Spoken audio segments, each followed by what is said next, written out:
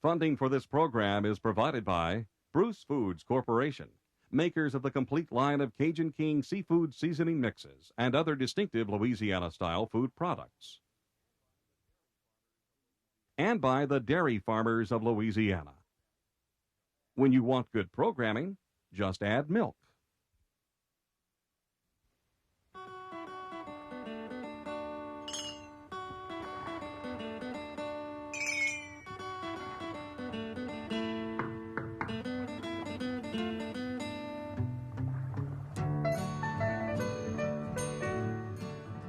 Louisiana. Hi, I'm Chef John Folse, welcoming you to the bayous of South Louisiana. Today, Cajun and Creole cooking holds a prime spot in the world of international cuisine, and I would love for you to know a little bit about it. So why not sit back, relax, and join me and some of my friends as we cook up another great Taste of Louisiana.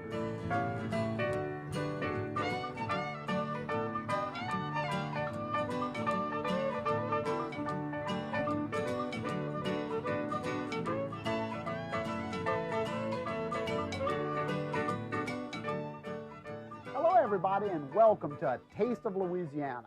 I'm Chef John Folse, and today we're talking about the foods of the Great River Road in Louisiana. That's right, the foods of the Mississippi River Road from Baton Rouge to New Orleans. Now, when people think of the River Road, generally, they think of the 2,000 miles of River Road from Lake Itasco all the way to the mouth of the Mississippi River, but not us, just that little bitty 100 miles from New Orleans to Baton Rouge. Now, I'm going to tell you something about the River Road. If you take a look at this shot of the Big Muddy, the great Mississippi River, you'll know quickly why we love living here. Look at these great little scenes out of the past. Now, this is, believe it or not, current times in Louisiana. It doesn't take anyone, I guess, a long time to figure out why someone would want to move out of the great city of New Orleans 50 or 60 miles out to the River Road. Look at these beautiful scenes. When you think about the flat lands, the great, great rich plantation lands along the levees of the Mississippi, you know good and well why someone would want to be there. This is the levees, the dikes that keep the river from overflowing the farmlands. And of course, not only do they serve that purpose, we feed all of our cattle and horses and everything off of that great hay that grows on those levees. This is Ebenezer Baptist Church, and let me tell you, I've got a friend who's going to visit with me a little later that's going to talk about the Baptist churches and the suppers that came out of these great churches on the River Road in South Louisiana. The people who settled this River Road actually were the Spanish and the French and the Germans who decided to leave to build their big plantation homes on the river. This is one of the old plantations that fell apart many years ago, and we played in it as a young boys growing up on the river. Yes, those horses loved the River Road also. You know, what makes the River Road so special, I guess, is that no matter where you are in the country, where you're born and reared, you love your area. You know, I talked to people from the West Coast, and they said the great thing about living here is we have the oceans and we have the mountains. When I talked to people in the East, they said, well, we have the great bays, we have the history of our part of the country. But on the River Road, well, I tell you what we have. We have the great Mississippi River, we have the levees, we have the swamplands teeming with wild game and seafood, the great sugar plantations, thousands of acres. And oh yeah, we have the food and the people, the friendliest people on earth. And we're going to talk about a lot of those people. And as I mentioned, my great friend, Dr. Valerian Smith, who, you know, this guy's a dentist, he's a composer, a playwright, he's also a great cook. And he's going to come into the kitchen to visit with me just a little bit later. And we're going to talk about some of the foods of the River Road that he likes so much. But let's talk about what we're going to cook today. When people think of River Road cooking, they think of simple cooking. They think of, let's say, bourgeois cuisine, a very, very simple cuisine that would have grown up in a very simple place and a simple time. And that's what we're going to talk about. The first dish that I'm going to do today is River Road crab stew. We had a lot of seafoods. We had a lot of great lakes right off of the River Road, like Lake de Zallemont, Lake of the Germans, and that's where these crabs would have come from. Now, the crabs, of course, have been steamed, as you can see, and we would break the shell off of this big steamed crab, and what we would have would be this beautiful crab here. Look at all the nice roe and the fat. This pink inside here is the roe. This has a lot of great, great crab flavor, just a concentrated flavor. And then the yellow is what we call the fat of the crab. That's going to give the stew just a wonderful, wonderful flavor. And once we get it down to this state, we pull all the little feelers and the little legs off. And what we have now is just the body of the crab with the big claw attached to it. Look at here. Isn't this nice? Where else but on the River Road in South Louisiana would you deal with something so nice and fresh? And what I'm going to do is fire up my old black iron pot. These pots naturally came to the River Road in the early 1700s as those great settlers moved out of the city of New Orleans and staked a little claim on those beautiful flatlands of the River Road or around St. James Parish and St. John the Baptist Parish. So into the pot, I've got about a cup of oil and a cup of flour. We've made the dark brown Cajun roux. You know all about it. Just equal parts, slowly cooked until it gets that nice caramel color. There's different stages of color in the roux, of course. We can have it very light or very dark. And for the crab stew, we would want it about this color. You can also use any oil that you would like into the pot, as you know. Cajun country, River Road. Yep. Onions, you know we have to have onions. We have to have a little bit celery, because the cuisine that was developing on the River Road was a grand melange of a lot of different cultures into one pot. The Spanish, the French, the Germans, the Italians, the Negroes, the Native American Indians, all into one pot. So you can imagine all of those styles creating a cuisine into the dark black pots, the dark brown roux of the Cajuns on the River Road. What a flavor it must have been when you think of all the great ingredients they had to work with. So now that I've simmered my onion, celery, and garlic into the roux, I'm going to put the crabs into it. Just right down into the pot. It won't take long for the crabs to cook. So I'll just put all of that down, and once the crabs hit that dark brown roux, you can imagine the great flavor that starts to work itself down right into the pot. Now, I've actually steamed the crabs, as I said a little earlier, so what I'm going to do is to take the rich crab stock. Now, of course, you can make stock with anything in your kitchen, chicken bones, beef bones, shrimp. Don't ever throw away anything in your kitchen that you can boil in water with onions and celery and garlic to make a little stock. It's all concentrated flavor.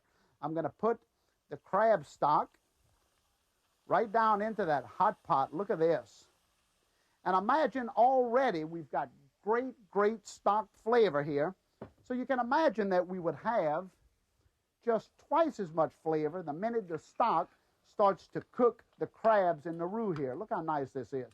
It doesn't take very long for this dish to cook either, because the crabs have been lightly steamed, so it won't take very long for all of that to come together. And I'll stir it. Remember, the crabs have natural salt, so don't put a lot of salt into this pot until you've had some time to at least let it cook and let that natural salinity develop in the pot. Again, continue to add a little bit stock until you get the consistency you want. Now, if I was making a gumbo, I would let this cook for a long time and keep adding the stock until the sauce was very thin. But I'm making a River Road crab stew, so I want it a lot thicker. It's going to be served on top of rice. One of the great dishes of River Road cooking. All right, look how nice and thick that is. Look at the consistency of that brown River Road crab stew. Now into this, I'm going to season it lightly. I'm going to put just a touch of black pepper, a little bit thyme and basil, and of course you can use dried or fresh, either one. And I'm going to put a little bit of the sweet red peppers and some of the sweet green peppers. This is bell pepper. And a little bit green onions, all down into that River Road crab stew. And of course, I won't, as I say, add any salt until this dish has had time to cook. So that's basically the stew. We'll let this cook for, I don't know, let's say 20, 30 minutes or so before we season it. And then we're going to add the jumbo lump crab meat to the dish. And I always add jumbo lump to my stews right at the end because I want my guests to have some really nice big lumps of crab. And of course you can use claw crab or anything else into the dish, but lump crab is what I'm going to put into this. Okay, I'll move this black iron pot to the back burner. Oh, and just allow this to simmer for a while I create the second dish. And the second dish is one that I know you're going to get really, really excited about. This dish is a pumpkin dish. Now, you know there's as many varieties of pumpkins growing all over the River Road as there are people who have gardens on the River Road, and that's thousands of people. Cushaw is the green striped pumpkin with the long curved neck, and that was the most famous pumpkin of the River Road. However, this nice orange jack-o'-lantern that you can find all over the country is the pumpkin that I'm going to use for this dish today. And what I've done, I've actually taken the pumpkin and I've cut it in half, and you can see that all of the seeds have been scraped from the bottom like that. And of course, they're very easy to get out, so you don't want to worry about this being a chore. It's not really a chore at all. It's just fun cooking. You split the pumpkin right in half, and then you take one half of the pumpkin and you chop it in little 2 or 3 inch sections like this. Just really, really easy to do because the skin is so tender. And then I've taken the chopped parts and put it in a stock pot, and I've poached the pumpkin until it became very, very tender. You can see how tender this is. And the reason for that is a lot of people try to take a knife and peel a pumpkin. It's too difficult to do that when it's raw. Go ahead and boil it first, and then look how easy it is. I'm going to just peel this right off of the peeling into the pumpkin skillet, because I have a skillet full of pumpkin that's already been simmered. Move that out of the way here. And you can see once it starts to cook how it gets that nice bright orange color. And what I'll do is add the flavorings to it. First, I'm going to put a little butter into it because you want to keep it nice and moist. And of course, you can use margarine or any kind of light oil. It doesn't really matter, whatever you feel like using. A little brown sugar. Got to have brown sugar in here. Now, this could be a vegetable. It can be a potato. It can be whatever you want it to be, because on the River Road, we have no such thing as a vegetable. It can become an entree. It can become a potato, whatever we want it to be. We have no rules and regulations in cooking on the River Road. A little brown sugar will sweeten the pumpkin nicely. And then into that, let's say some cinnamon, nutmeg, allspice, or whatever you would like into a dish like this. Now, there's no way in the world that I would just take this pumpkin and put it in a casserole dish. No way. Once it's cooked like this in the butters and the brown sugars and cinnamons have all come together, you can add, of course, pecans, raisins, whatever you would like. Once all of those things have cooked in the black iron skillet for about 30 minutes or so until it's nice and juicy, as you see here, I would take this, and you've got to watch this. You're going to love it. I'm going to take this pumpkin, and I'm going to fill the raw pumpkin with the cooked pumpkin. And once I fill it, I'm going to take some more of the cooked pumpkin, which I'll put into a pastry bag, and I'll decorate the entire outside, or I should say the top of the pumpkin, before putting it into the oven to bake. And I'll bake it just long enough to brown it nicely. This I'll do, smooth this inside just like that. And I've got a pastry bag. And you just take the pastry bag with a nice star tip and just go all around the pumpkin just like that. And I've got one in the oven already done, so I won't bore you with the details. Come in and get this pumpkin out of the oven for you. Wait till you see this. Oh, yeah. Now, this could be a pumpkin on a holiday table. How do you like that? Is that beautiful or what? This can be on any holiday table. It can be on a Sunday brunch. It can be on any buffet, or it can just be a fun food that everyone can do with a very simple vegetable that normally someone would think of not even touching or fooling with. Let me cut this fire off here. People would just walk right by the pumpkin and never do anything with it. And we on the River Road love to fool with the pumpkins or the cushaws or any of those things, and this is what we would do with it. So Don't walk by that vegetable anymore. Pick it up and use any pumpkin or squash that you might find. Now, what are some of the other accompanying dishes that we would do on the River Road? Let's take a look at a couple of them. This right here, I want you to look at this. This is called daube glacé. Now, what we've done after a nice Sunday meal where we took a roast and cooked it all day long until it got nice and tender, on Monday we would have taken the rest of the roast and just chopped it all up, and the natural gelatin would have kept the daube together. We put it into a foreign pan in the refrigerator, and on Monday, Tuesday, Wednesday, we would take it out and slice it. And imagine the great flavor inside of this daube glacé. Just a cooked roast, all cooked down into the pot and formed in the refrigerator with natural gelatin. Spread it on a little cracker. It's just great. And here, I tell you, we take vegetables and we will always make an entree out of it. I want you to look at this. This is stuffed white squash. Now, we have a lot of varieties of squash in Louisiana, but we always stuff them on the River Road because we didn't have just vegetables. We always made entrees out of our vegetables. This squash is stuffed with ground beef and shrimp and then baked in the oven for just a couple minutes. Try it with any squash, zucchini, yellow squash, anything. Now, this is one of my favorites. Look at this, how nice. Who would ever think of a way to do as many things with okra as we do? In South Louisiana, okra not only gave gumbo its name, because the African word for okra is guinea gumbo, and we dropped the guinea and kept the gumbo, which is the name for the okra. And here we've boiled them just lightly in a little salted water, and we're serving it with a vinaigrette. We'll just dip it right into the vinaigrette and take a nice bite off of it. A great vegetable, again, could be used as an entree or a party food in South Louisiana. Okay, three great dishes. Now I'll put my lump crab into my crab stew and stir that around for just a second.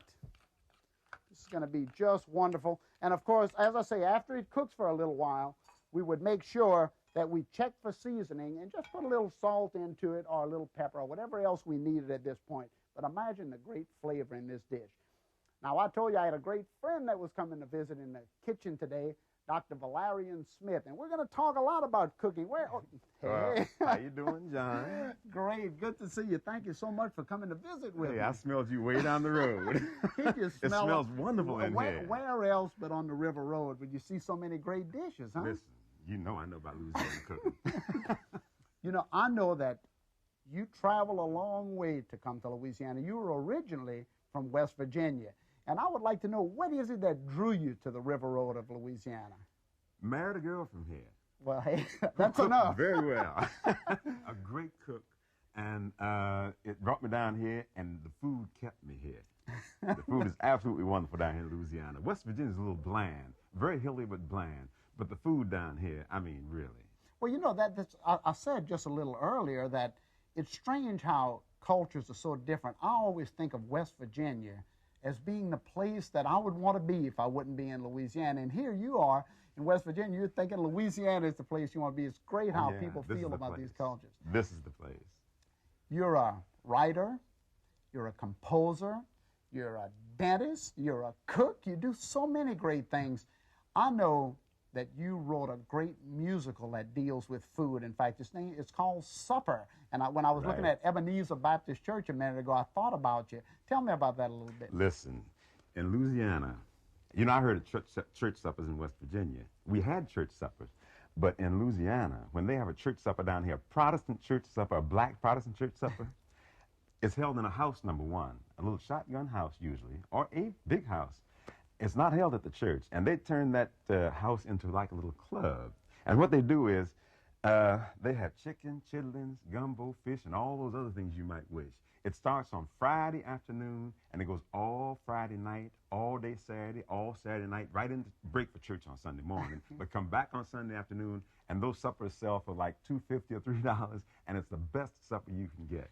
You know, it's amazing that we say that in South Louisiana, every event is a social event. It doesn't matter whether it's the baptism of a child or the wake of a loved one. If somebody dies, it's going to be a social event revolving around the kitchen or food. Oh, yeah. I've written a piece called A Wake, because I went to a wake, and it was a party. I mean, everybody was having a good time. Everything that happens in Louisiana, they make it a party. Even when somebody dies, they have a parade, a funeral parade. Where else in the world does this happen, So they make everything a party, and people in Louisiana know how to live, how to have a good time. And once I got here, I just could not leave. Well, look, we're so happy to have you, too. Look, we'll claim you. Let me tell you, I'll claim you as our own. I am happy to be here. You know what I want to do? We're going to continue talking about River Road, but I want you to help me do a little sweet potato pecan pie. Everybody hears about pecan pie. Very few people know that here on the River Road, we have to mix sweet potatoes with it because pecans isn't enough to make a good pie on the River Road. And let me tell you what we have here.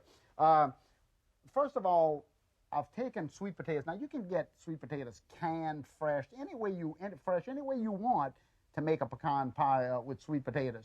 Don't be afraid just to say, well, it's not the season for sweet potatoes. Use some of that pumpkin that I used if you want to use that in the pie. Great. I was walking down a street the other day looking at antique galleries, and I was thinking about this sweet potato pecan pie that I'm going to make here. And I knew I had to mix it up in the bowl, and I saw this. This was one of the first mixers or blenders ever made in Louisiana. Look at this thing right here. Can you imagine making a sweet potato pecan pie with this thing? But I want to show you this. This is great. I had to bring it out today. What we're going to begin with for our pie, I want you to get that brown sugar there for me in the little cup. All right. And I'm going to put 3 eggs in here, and then you can dump the brown sugar into it. All of it? All of it. Just dump it all in there. All right. Now, I know that you're a great cook because I've even read articles about your cooking. So congratulations on all the... thank you. You travel all over the world, of course, sharing some of the great dishes of Louisiana. And isn't it strange how food is the common denominator here with us? I mean, no matter where we travel in the world, people will open the doors to let Louisianians in because they know we know how to cook. Oh, yes, that mixture of the French and Spanish, Indian, black, all that coming together in the food. Oh, yeah. Isn't that something? Now, into the sugar and egg, I'm going to put a little bit of that great Louisiana cane syrup. Again, this is one of the differences in what we do. A lot of people would use like a clear corn syrup, but we use cane syrup. And then into this, the sweet potato or the pumpkin, whatever it is that we would add to it. Look at this, sweet potato or pumpkin pecan pie. Just unbelievable. Always in search of flavor in Louisiana cooking. So I'll continue to whip all of this around. Talking about the church supper, you did the musical. Tell me a little bit about what is the musical about? Well, I just take these people who come to the supper and put them on stage, bring them into the supper, let them have the party they have. And they just have such a wonderful time this weekend at the supper, this church supper. The Rev is there, his parishioners are there, his congregation, and people in the community. You know, here in Louisiana, when everything else closes down in South Louisiana, people say, is there a supper somewhere? After the club closes, after the ball, everybody says, well, find a supper. So they go to the supper and have that wonderful food. You can smell the supper. You know where the suppers are. It's one of the things that we used to do as young children on the River Road, too. I remember that we could walk from little bitty neighborhood to neighborhood because it was only about a mile between neighborhoods on the River Road. And you're right, every little neighborhood had a church supper going on. And you could smell it as you were walking down the road. Barbecued chicken. You could smell the gumbos going and the stews. And we knew that if we were young enough, but we were smart, that we could walk in and probably get a free plate of food from that stuff. What great memories of the River Road. Oh, yeah. Okay, now I'm going to put a little bit of the pecans into it. Now, we have eggs. We have, I got to put a little bit butter in here. We have brown sugar, cane syrup. Again, always looking for extra flavor, even in the pies that we cook. Now,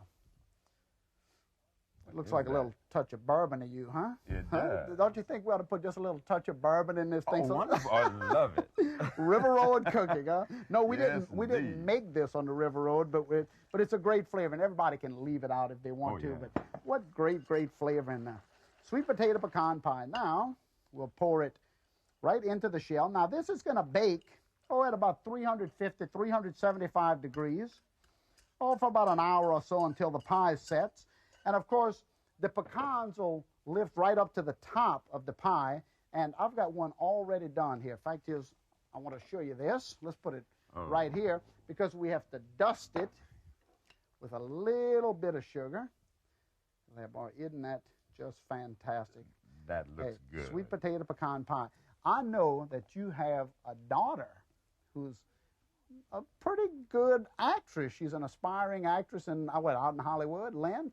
She did Dr. Detroit, Silverado, and she also did this Women of Brewster Place. And Lynn is making quite a name for herself. She really has become the star now. And she was raised and is a good cook, Louisiana-based.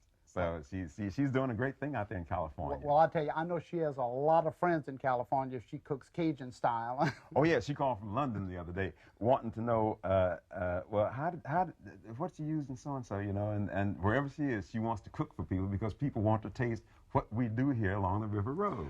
What is it you think? I mean, you're someone who came here from another state. What is it that's the attraction? What makes it so important for people to think about Louisiana cooking all the time and know instantly that we are good cooks normally? It's a mix. We've taken the best. It's an amalgamation. We are the gumbo.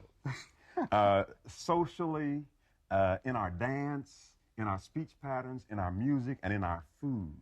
All those mixtures are there of French, Spanish, Indian, Negro, they're all here. And to mix all those together and the best of all those into the food and into the culture. Well, I mean, it's wonderful. Look, I tell you what I want you to do. This is a bowl for that crab stew. Why don't you fill up a little plate of it there and we'll take a bite. Have mercy. I hope y'all all enjoyed watching some of this Louisiana River Road cooking today, and I want to make sure that you come back and visit us next time as we continue to cook up more of these great Taste of Louisiana. We're going to eat crab stew now. See you later. It's great. I know this is good. Hey, there's a bite. Take a bite of that and see what it looks like. Huh? And I'm going to get a little knife and cut us a piece of this pie. Man, look, how's that? Have mercy. I mean, this is really good. You know, look, let me put a little, to finish that with a little fresh parsley on top of it.